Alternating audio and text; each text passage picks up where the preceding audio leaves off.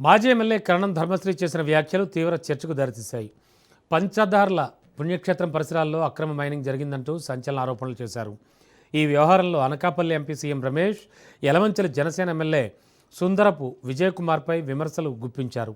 గత 7 నెలలుగా అక్కడ అక్రమ తవ్వకాలు కొనసాగుతున్నాయని, ఈ విషయంపై ఇప్పటికీ సంబంధిత అధికారులకు ఫిర్యాదు చేసినట్లు వెల్లడించారు. అక్రమ మైనింగ్పై సమగ్ర విచారణ జరిపి బాధ్యులపై కఠిన చర్యలు తీసుకోవాలంటూ ప్రభుత్వాన్ని డిమాండ్ చేశారు. ప్రెస్ నోట్ రిలీజ్ చేసిన మరుసటి రోజు వరకు కూడా ఈ దందా, ఈ గ్రావెల్ దందా, గ్రావెల్ దోపిడీ జరుగుతూనే ఉంది.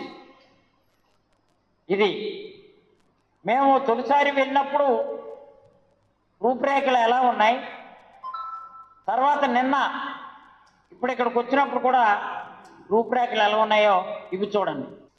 తొలిసారి వెళ్ళినప్పుడు చూసినప్పుడు ఇది దీని స్టేటస్ ఒకసారి దయచేసి చూడండి. తొలిసారి వెళ్ళినప్పుడు స్టేటస్ ఇది. ఇప్పుడు ఎంత లోతుకి తవ్వేశారో దయచేసి చూడండి.